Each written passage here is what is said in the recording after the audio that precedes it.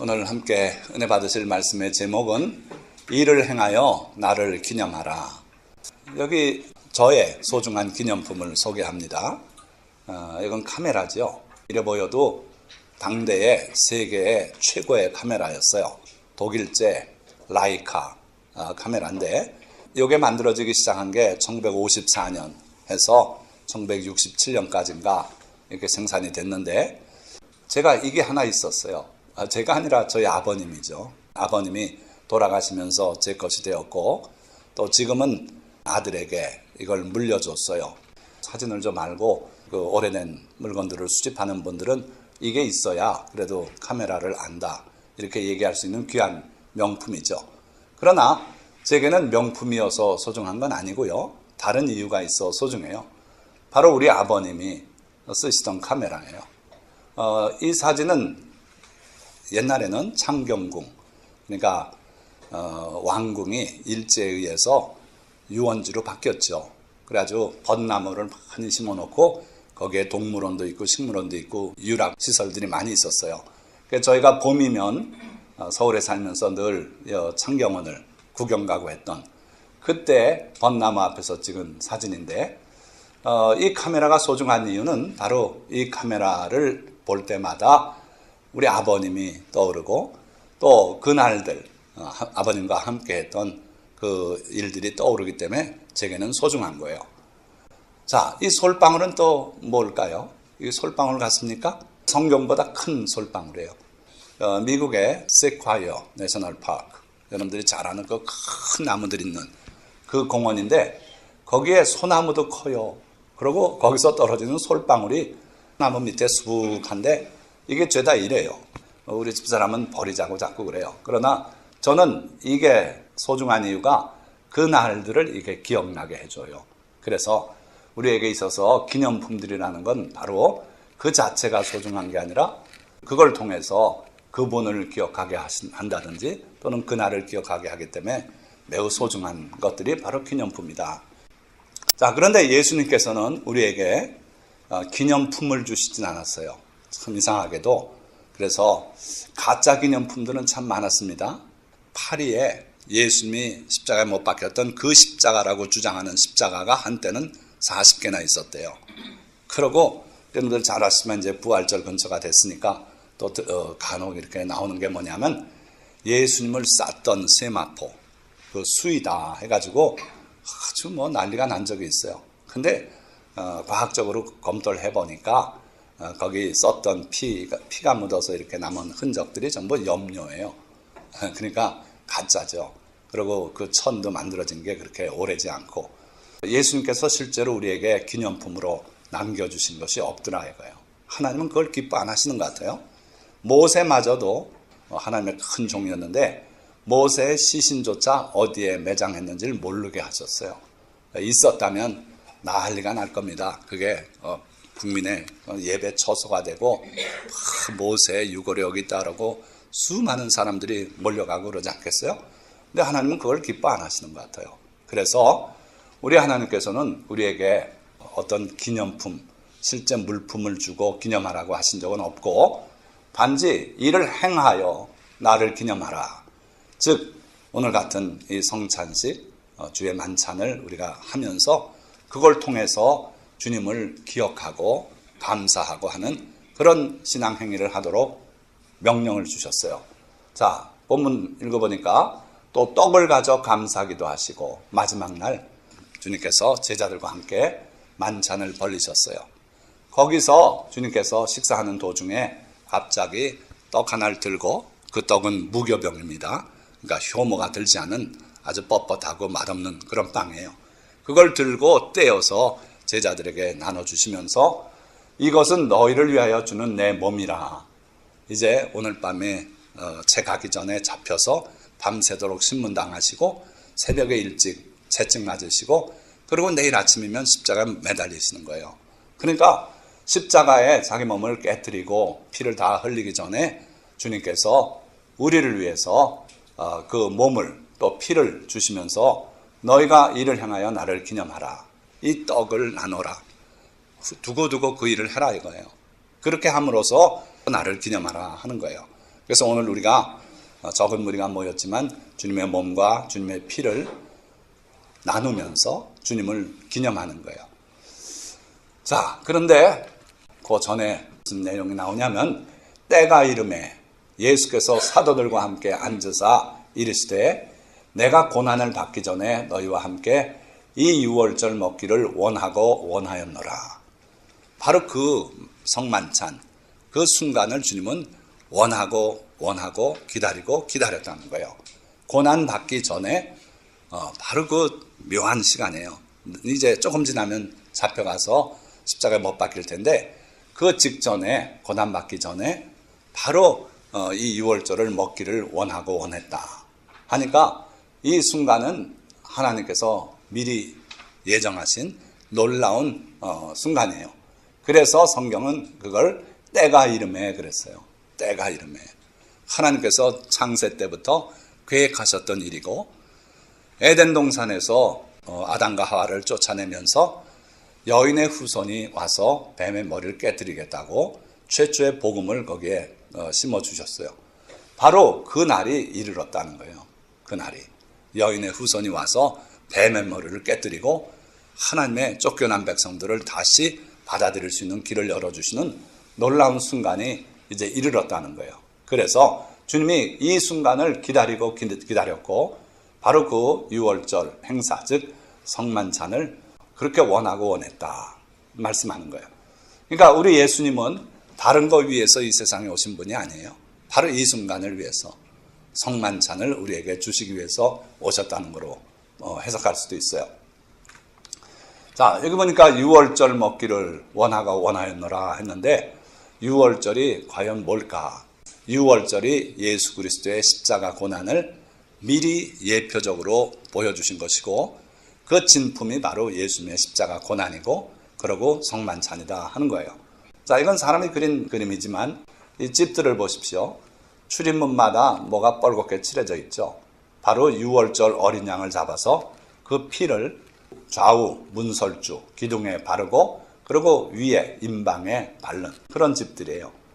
자, 여기 뭔가가 이렇게 스쳐간 느낌을 그렸는데 이건 뭐냐면 그날 밤에 하나님의 사자가 애굽 땅에 임하셔서 모든 집들을 다 스치고 지나가는데 문에 피가 있는 집은 넘어가고 패스오버 건너뛰고 피가 없는 집에는 들어가서 그 집에 처음 난 남자든 여자든 또 처음 난 짐승의 새끼들 다 죽였어요.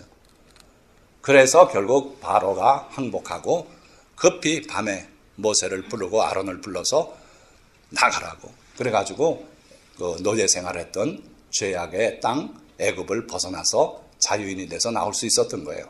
마찬가지로 바로 그 유월절이 예수 그리스도의 십자가 사건인데 그 예수님의 십자가를 통해서 우리가 죄악된 세상에서 노연하고 하나님의 백성으로 돌아가고 그러고 새 삶을 얻게 된다 하는 거죠. 그래서 여호와의 유월절 이걸 우리가 정확히 알고 여기에 담긴 예수님의 십자가 고난의 진정한 의미를 되새겨 보려는 거예요. 자, 출애굽기에 하나님께서 애굽에서 나오면서 그 겪었던 여러 가지 것들을 기록한 내용이 출애굽기죠. 거기에서 12장 전체를 바로 유월절을 설명하는 장으로 그렇게 쓰셨어요. 이 달을 너희에게 달의 시작, 곧 해의 첫 달이 되게 하고 이 달이 언제입니까? 이스라엘 말로 하면은 아비브월이에요. 아비브월. 그게 언제입니까?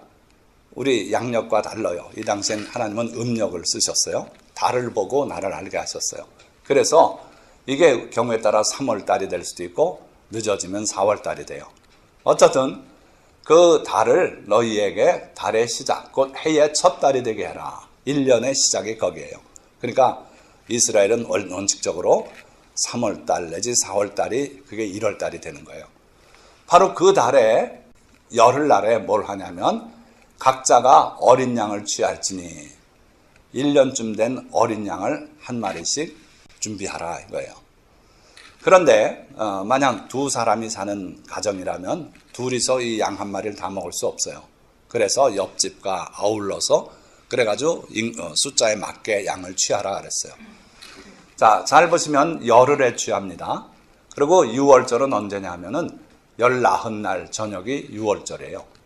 그래서 그 양을 이달 14날까지 간직하였다가 해질 때에 이스라엘 회중이 그 양을 잡고 그 피를 양을 먹을 집 좌우 문설주와 인방에 바르고, 그래서 좌우 문설주와 인방에 발라라.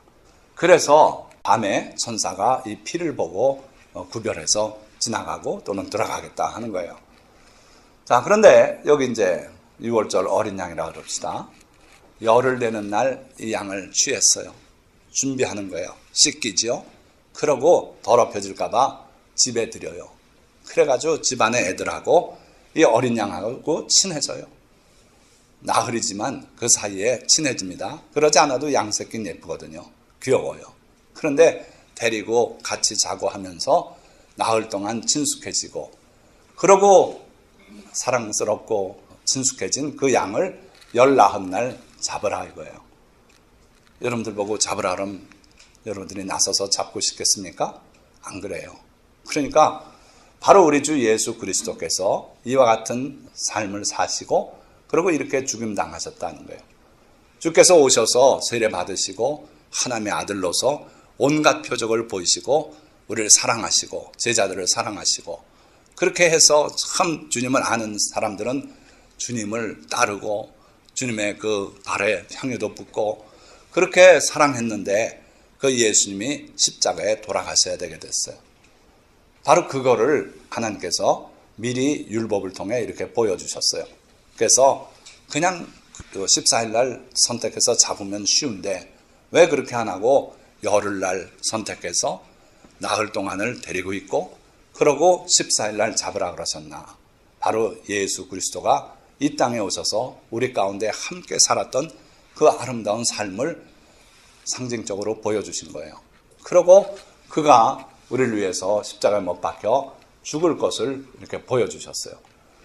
자, 그리고 모든 사람이 주님을 믿는 사람이라면 그 예수 그리스도의 보혈이 우리 집 문설주와 인방에 발라져 있어야 된다는 거예요. 예수님을 도덕적으로만 믿어서는 안 됩니다. 예수님의 교훈 중에 도덕적으로 좋은 내용만, 요즘 교회가 그래요. 그것만 설교하면 된다. 뭐 기적도 다 걷어치우고 믿지도 않으니까 뭐 이런 건 뭐 너무 율법적이니까 다 걷어치우고 오직 예수님의 교훈 중에 윤리적으로 합당한 내용만 설교하면 된다. 지금 교회가 그렇게 변질됐어요. 그런데 예수 믿는 사람의 첫째 조건은 예수 그리스도의 보혈이 발라져 있어야 돼요. 우리 양심에 발라져 있고 우리의 삶에 발라져 있어야 돼요. 그래서 하나님께서는 14날 잡아서 피를 문설주와 인방에 바르라 그러신 거예요. 자, 예수님께서 오셔서 처음에 사역을 시작할 때 세례 요한이 예수님을 알아봤어요. 그래가지고 한 말이, 이튿날 요한이 예수께서 자기에게 나오심을 보고 이르되 보라, 세상 죄를 지고 가는 하나님의 어린 양이로다. 세상 죄를 누가 지고 갑니까?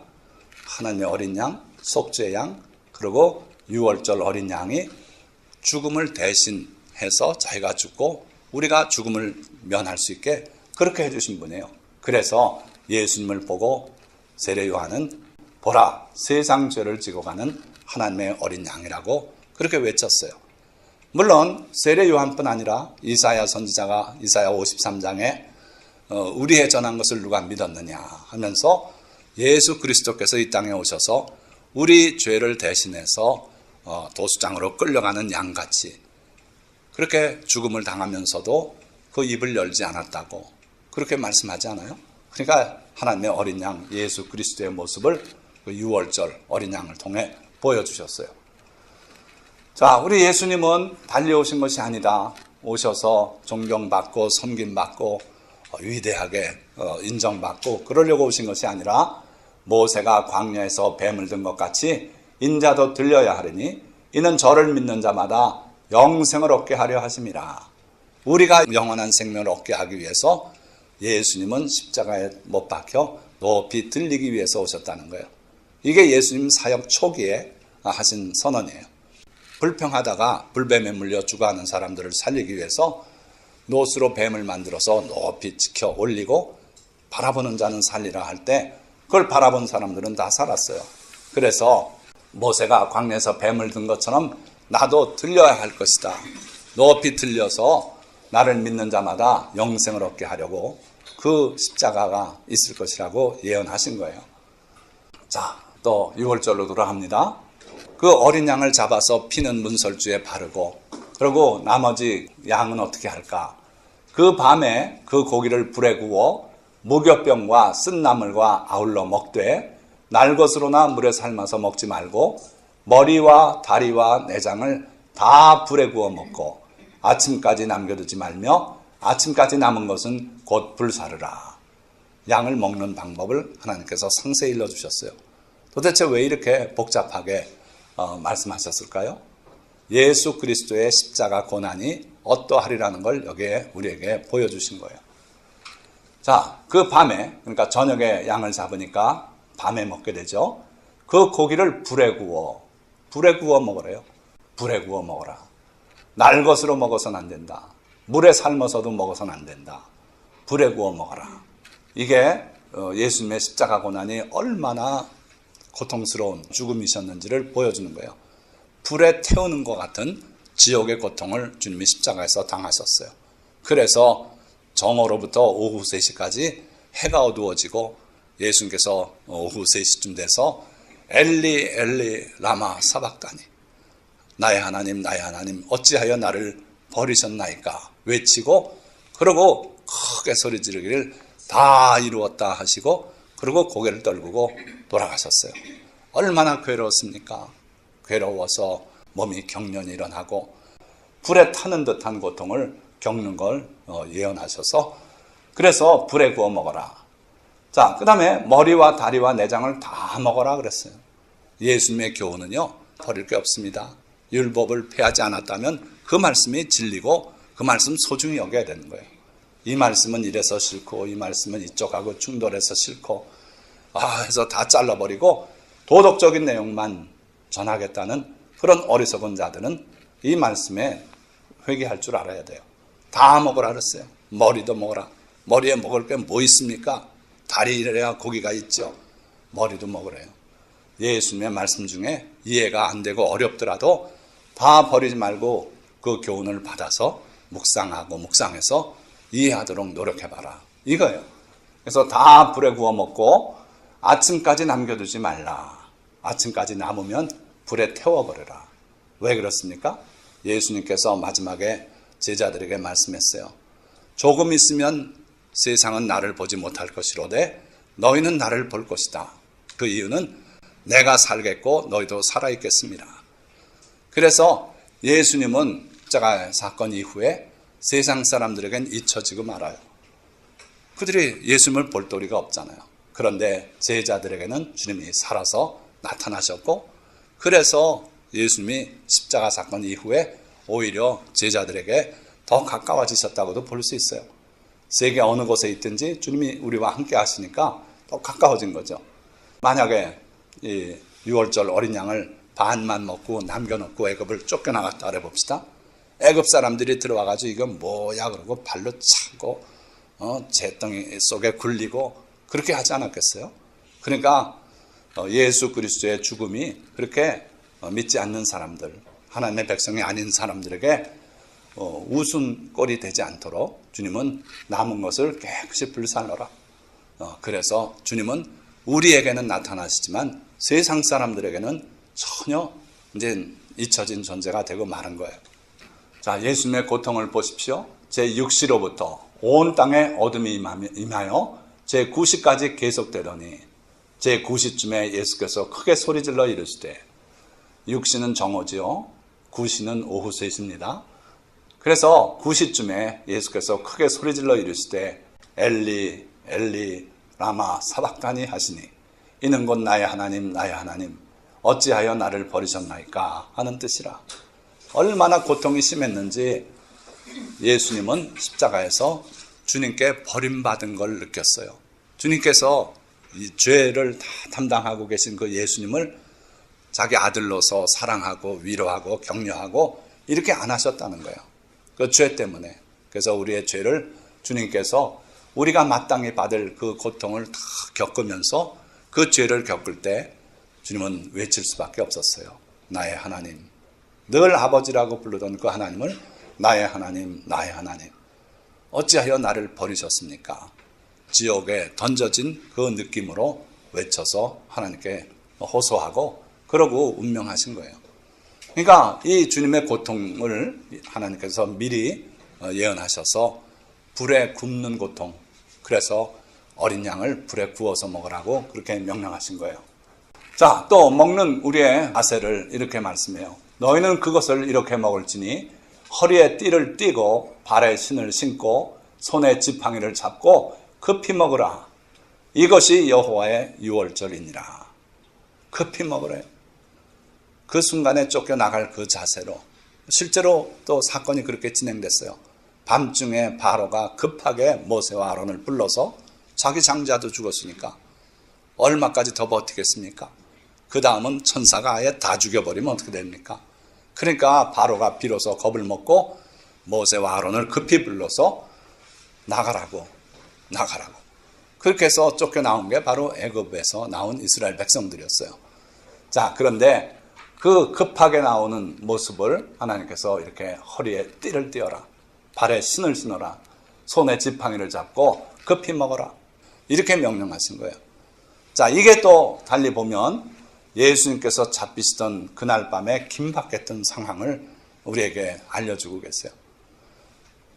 얼마나 많은 사람이 잡으러 온지 아십니까? 그 용어를 해석하면 답이 나오는데 600명가량의 군사가 다가왔어요. 600명이 왔는데 제자들은 열 몇 명 아닙니까? 그 다가오는 군병의 발자국 소리나 그 병기에 부딪히는 소리에 제자들이 다 놀라서 도망갔어요. 물론 또 사탄이 그들의 마음에 두려움을 넣어줬어요. 단 한 명, 베드로가 예수님이 잡히시는 순간에 그걸 못 참고 칼을 빼서 내리친 게 대제사장의 종인 말고의 귀를 떨어뜨렸어요. 예수님께서 그걸 잡아서 다시 회복시켜 주시면서 칼을 집에 꽂아라. 칼을 쓰는 자는 칼로 망한다. 그러고 잡혀가셨는데 어찌됐든 이 순간이 워낙에 긴박해서 한 청년은 혼니불을 뒤집어 쓰고 있다. 잡으려고 그러니까 혼니불 벗어놓고 도망가는데 보니까 벌거벗은 몸이라 그랬어요. 그러니까 두려움이 임했고 아주 긴박했고 그러고 예수님이 끌려가서 대제사장의 집에 가서 신문당하고 그러고 나선 빌라도의 관정으로 끌려가고 하룻밤 사이에 모든 일이 다 이루어져요. 이런 법이 어디 있습니까? 주인을 사형에 처하려고 그러는데 적어도 며칠간 두고 신문하고 그래야 되잖아요. 그런데 예수님이 바로 이때를 위해서 오셨어요. 유월절. 그래서 유월절에 양으로서 십자가에 못 박히기 위해서 그날에 돌아가셔야만 돼요. 그러니까 밤에 잡혀가지고 아침에 십자가에 못 박히는 벼락치기 심판이 진행됐던 거예요. 그래서 하나님은 신을 신고 허리띠를 띠고 그러고 유월절을 먹으라고 명하셨어요. 자, 그러면서 예수님의 그 보혈의 공로를 이렇게 말씀해요. 내가 애굽 땅을 칠 때에 그 피가 너희가 사는 집에 있어서 너희를 위하여 표적이 될지라. 이 집에 피가 칠해져 있으면 그게 곧 사인이다 이거예요. 표적이다 이거예요. 무슨 얘기입니까? 교통 표지판 같은 거다. 그래서 이 집은 아닙니다 하는 표적이 되는 거예요. 그래서 그 표적을 보면 하나님이 보낸 천사가 그 집을 넘어가겠다. 패스오버. 이게 바로 유월절이에요. 그래서 너희를 위하여 표적이 될지라. 내가 피를 볼 때에 너희를 넘어가리니 재앙이 너희에게 내려 멸하지 아니하리라. 예수 그리스도의 피가 발라져 있는 성도는 사탄이 두려워해요. 건들 수가 없어요. 귀신이 오다가 예수의 피가 발라진 사람이구나. 그러고 손을 놓고 간단 말이에요. 예수 그리스도의 피가 있으면은 상대할 수 없는 두려운 존재가 되는 거예요. 그래서 천사도 그 피를 볼 때에 너희를 넘어갈 것이다. 재앙을 가져오는 천사도 여러분들 집에 피가 발라 있으면, 여러분들의 양심에 피가 발라 있고, 여러분들 머리에 예수 그리스도의 피가 발라 있으면 여러분들 넘어갈 수밖에 없어요. 자, 그래서 또 복음서로 돌아가 보니까 무교절의 첫날, 곧 유월절 양 잡는 날에 이렇게 말씀이 나와요. 그래서 무교절은 뭐고 유월절은 뭡니까? 이렇게 질문하는 분들도 있더라고요. 유월절이라는 것은 유월절 양을 잡는 정월 14일을 말해요. 그 저녁에서 밤까지겠죠. 그 다음 무교절은 뭔가? 보니까 아까 유월절 먹을 때 무교병과 함께 먹으라 그랬어요. 그래서 저희는 성찬을 할 때 이스트 안 넣은 바로 반죽해서 구운 떡을 준비합니다. 빵이라고 할 수도 있고. 그게 바로 무교병이에요. 왜 그렇습니까? 효모는 예수님의 말씀에 의하면은 교훈인데 너희가 바리새인의 누룩과 사두개인의 누룩을 주의하라고 말씀한 적이 있어요. 그게 뭐라고요? 바리새인의 교훈을 주의하란 말이다. 즉 누룩은 교훈이라 그랬어요. 자, 예수님의 교훈에 다른 잡스러운 교훈들이 섞여 있으면은 그거는 예수님의 보혈과 예수님의 살과 함께 먹을 수 없어요. 그러니까 오직 예수님의 순수한 그 교훈을 여러분들이 따르라 이거예요. 그래서 6월절 양 먹는 그 순간부터 함께 무교병을 먹고, 그리고 무교병을 일주일 동안 내리 먹어요. 절대로 그 일주일 기간에는 효모가 들은 음식은 안 먹습니다. 다른 교훈이 섞인 그런 것을 피하라 이거예요. 그래서 6월절, 그러니까 음력으로 정월 14일 날 저녁부터 일주일 동안, 그게 무교절이에요. 같이 시작되는데 같은 내용인데 6월절은 양 잡는 절차로서 그 양 먹는 걸로 끝나고 음식 먹는 거, 그 다음에 일주일 동안 내리 효모가 안 드는 그 음식을 먹어야 되는 게 무교절이죠. 이스라엘은 재밌는 행사를 하는데 우리는 일주일 동안 효모 없이 삽니다 하는 뜻에서 효모를, 덩어리를 옆 나라에 팔아요. 그리고 일주일 지난 다음에 다시 그 나라에서 효모를 되사요. 그래서 하나님의 법대로 지키기 위해서 그렇게 하고 있어요. 자, 어쨌든 그 잡는 날에, 양 잡는 날, 무교절의 첫날, 제자들이 예수께 여짜오되 우리가 어디로 가서 선생님께서 유월절 음식을 잡수시게 준비하기를 원하시나이까. 그러니까 예수님도, 예수님의 제자들도 하나님의 율법 그대로 시행하고 살았다는 거예요. 초대교회까지 그랬어요. 그래서 안식일은 철저히 지키고 그랬던 제자들의 흔적을 우리가 여기서 볼 수 있죠. 자, 다시 6월절 하나님의 법으로 돌아가서 너희는 이날을 기념하여 여호와의 절기를 삼아 영원한 규례로 대대로 지킬지니라. 자, 그래서 예수님도 이것은 너희를 위하여 주는 내 몸이라. 너희가 이를 행하여 나를 기념하라. 기념하라 그랬어요. 자, 우리가 뭔가를 기념하려면 가장 흔한 것이 이런 것들이에요. 절기로 지키면서 기념하라. 애굽에서 나온 걸 기념해서 유월절을 지키고, 또 예배로, 그렇죠? 실행으로, 재현함으로, 다 같은 얘기인데 이런 걸 통해서 기억하라 이거예요. 기념하라 이거죠. 그래서 성만찬을 통해서 예수님의 그 고통과 십자가 고난을 우리가 기억하면서 지키는 거고, 또 유태인들은 유월절, 무교절 등의 절기로 하나님께서 기념하라고 하신 그 내용들을 기념하고 있어요. 자, 또 한 가지 있는데 기록함으로 기념하고 기억하라 그랬어요. 그래서 피할 수 없는 성경 말씀에 기록하게 하셨어요.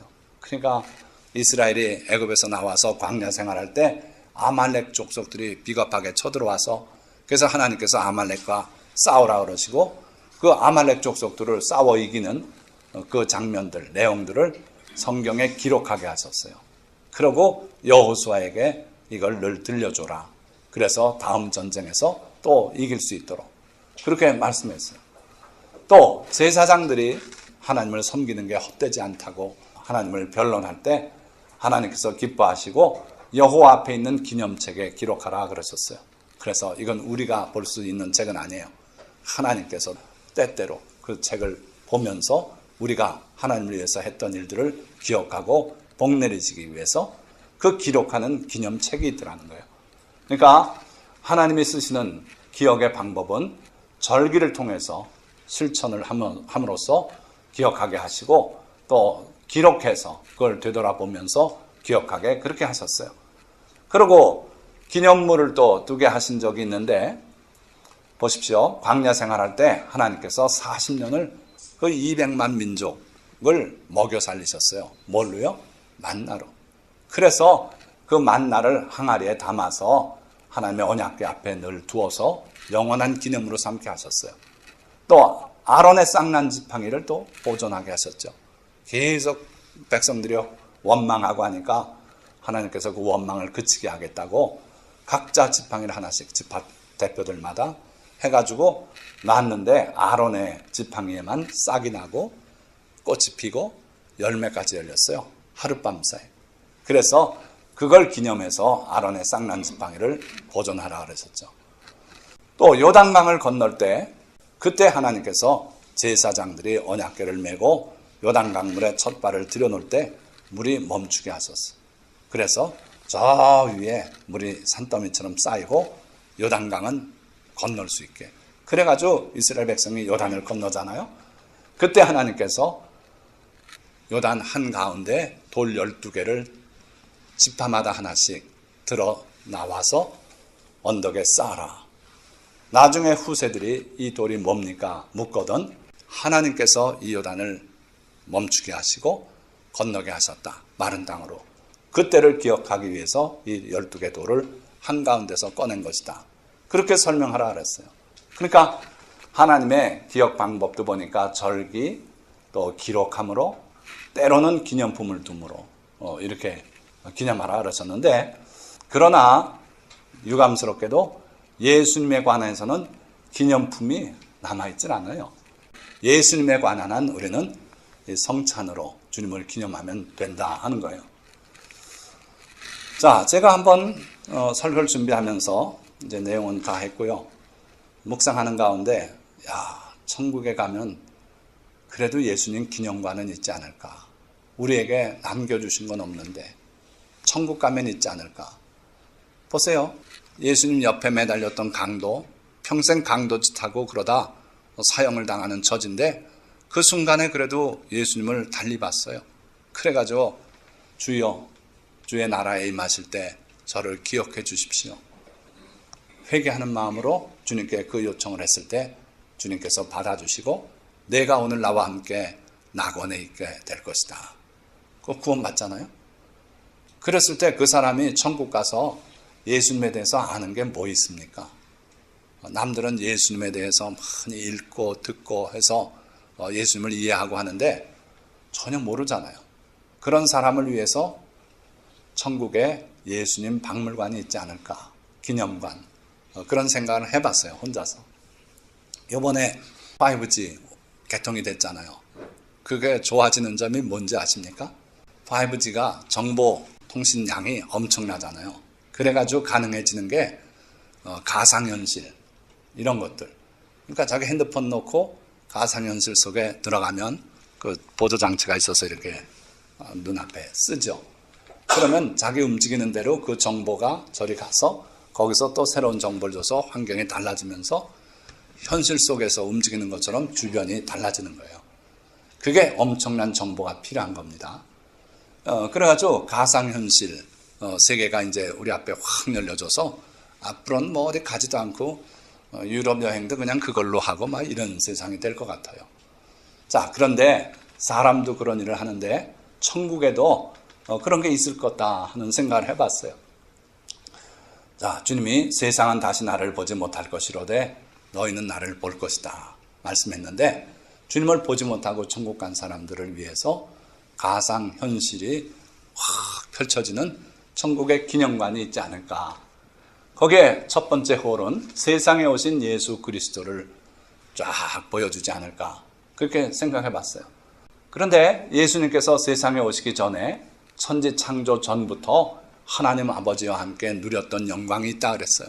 요한복음에서 예수님이 마지막 만찬상에서 이런 말씀을 해요.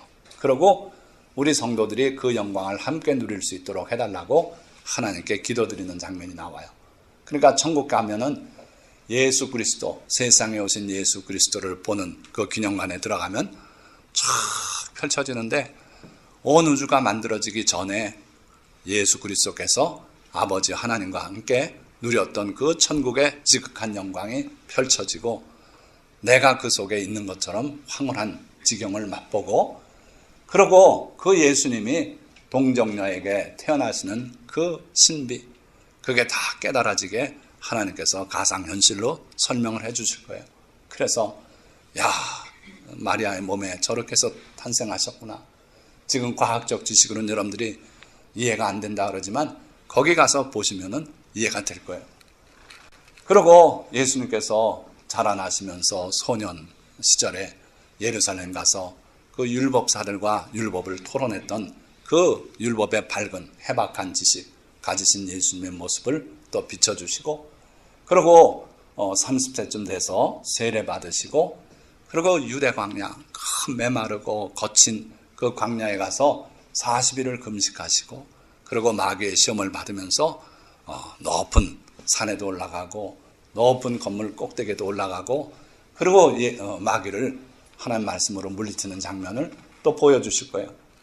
또 예수님께서 돌아오셔서 비로소 사역을 하실 때 하나님의 아들로서 보여주신 표적들, 첫째는 물로 포도주가 되는 그 기적, 어떻게 이루어진 건지 이해가 될 수 있게 하나님이 보여주실 거고, 그리고 물 위로 걸어오신 예수님의 모습이 펼쳐지고, 그게 또 우리가 이해할 수 있게 설명이 될 거예요. 그리고 죽은 지 나흘이나 돼서 큰 냄새가 나는 심울한 그 장면을 보여주시고, 예수님께서 그를 살려내는 그 모습을 또 보여주실 거예요. 이 장면들을 여러분들이 쭉 보시면서 과연 주님은 하나님의 아들이시고 우리를 위해서 이 땅에 오신 분이었다 하는 걸 깨닫고 찬양하게 될 줄 믿습니다. 그리고 그 예수님의 따뜻한 마음, 그래서 내 피를 마시라고 말씀해요. 내 살을 먹고 내 피를 마시지 않는 자는 생명이 없다. 아무리 예수 믿는다고 해도 가짜다. 내 말을 받아들이고 내 피를 마시고 내 따뜻한 마음을 받아들이는 사람만이 생명이 있다고 주님 말씀하시잖아요. 예수님은 무리를 보시고 불쌍히 여기사, 그러고 병자를 고쳐주셨더라. 무리를 보시고 불쌍히 여겨서 그들을 먹이셨더란 말이에요. 그러니까 불쌍히 여기고 사랑하신 그 주님의 마음을 거기서 우리가 바로 옆에서 지켜보듯이 보게 될 거예요. 내가 원하노니 깨끗함을 받으라 하면서 나병 환자에게 손을 대시잖아요. 또 내가 가서 고쳐주리라 하시면서 회당장 야이로의 집으로 가시잖아요. 그게 다 주님의 그 따뜻한 사랑이고 불쌍히 여기는 마음이더라 이거예요. 제자들에게 내가 너희를 사랑한 것 같이 너희도 서로 사랑하라, 그 말씀을 하시는 주님의 그 마음을 우리가 엿볼 수 있을 거예요. 천국 가면 제 말 믿고 한번 천국에 이런 예수님 기념관이 있나 한번 물어보세요. 천사가 왜 없겠냐, 이리 와라 하고 안내해서 보여주실 것 같아요. 자, 그런데 그 사랑하시는 예수님을 대적한 무리들이 있어요. 참 이상하지 않아요? 나사렛, 예수님이 자라난 고장의 사람들이 예수님을 대적했어요. 바리새인들이 예수님을 대적했어요. 그리고 갈릴리의 성읍의 사람들이 많이 그 예수님의 놀라운 모습을 보고도 주님을 영접하지 않았어요. 참 이상한 사람들도 있다. 그런 무리 속에 한 사람이 되지 않은 거 천국서 감사하면서 그 다음 홀로 한번 옮겨가 보십시다. 두 번째 홀은 6월절 어린 양의 고난과 죽으심을 잘 보여주시는 그런 기념관이에요. 마지막 날 밤 첫 성만찬, 우리가 지금 수없는 성만찬을 하고 있는데 그 첫 성만찬의 장면으로 우리를 인도하실 거예요. 그래서 주님이 곧 잡혀갈 그 상황 속에서 제자들에게 자기 몸과 피를 주시면서 이를 행하여 나를 기념하라. 내가 너희들과 함께 했던 그 순간들, 그걸 다 기억해라. 내가 너희를 위해서 흘린 그 보혈을 기억해라 하고서 우리에게 성만찬을 주시던 장면을 또 우리가 보게 될 거고, 겟세마네 동산에서 땅에 엎드려서 하나님 앞에 부르짖었던 그 기도 장면, 아, 예수님이 저렇게 기도하셨구나 하는 걸 그때 가서 제대로 보게 될 거예요. 그날 잡히실 때 제자들이 얼마나 황급하게 도망갔는지.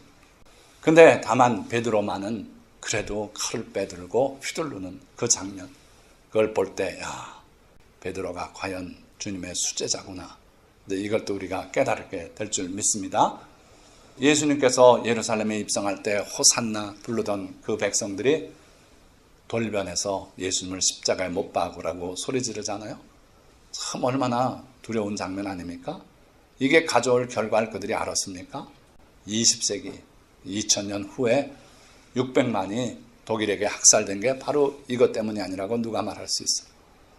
예수님께서 십자가를 지시고 가실 때 그 400m의 길을 가시는데 함께한 시몬이 있었어요. 아무 책임이 없는 사람인데 로마 병정이 예수님이 힘들어하니까 그 시몬을 잡아서 십자가를 대신 지게 했죠. 그 장면을 보면서 야, 주님을 위해서 수고하는 일은 하나도 헛된 게 없구나. 이렇게 기념관에서도 그가 비춰지고 주님께서도 그를 기억하고 이런 존재가 됐구나. 자, 십자가에 못 박힐 때 주님은 기도하셨어요. 그 기도 소리가 일부 성경에 기록되어 있지만 실제로 주님이 하신 그 기도 그대로를 우리가 들게 될 거예요. 아, 주님은 이런 분이구나. 그걸 감사할 줄 믿습니다. 그리고 마지막 외치시는 그 외침을 우리가 기념관에서 듣게 되고, 그리고 죽으시고 장사되시는 예수님의 모습을 우리가 또 보게 될 거예요.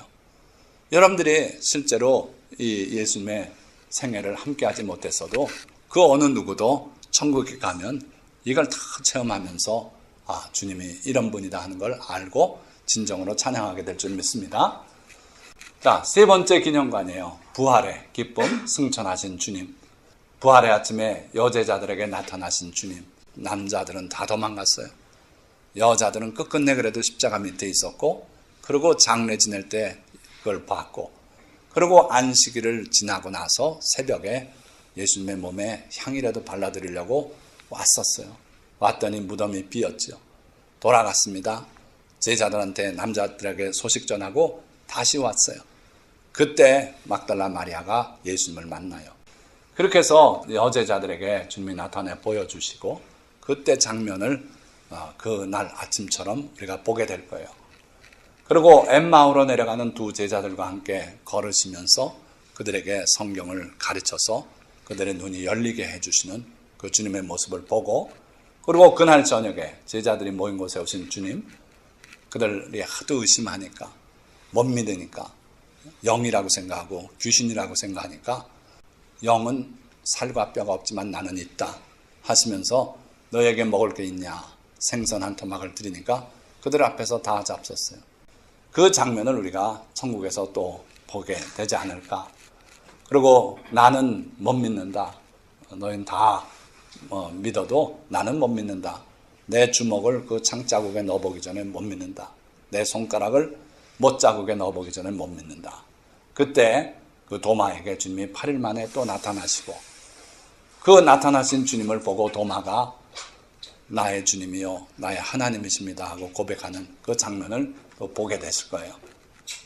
갈릴리 바닷가에서 베드로에게 내가 나를 사랑하느냐 3번씩이나 물으신 그 주님의 대화를 우리가 바로 옆에서 보게 될 거로 믿습니다. 그리고 주님께서 땅끝까지 이르러 내 증인이 되라고 명령하셨어요. 그 명령을 내게 하시듯이 주님이 들려주실 거예요. 그래서 여러분들은 예수 믿는다 하면 예수님의 증인이 돼야 돼요. 그래서 예수님이 이렇게 오셨고 이렇게 사셨고 이렇게 돌아가셨고 이제 이렇게 다시 오실 것이다 하고 증거하는 증인이 되시기를 축원드립니다.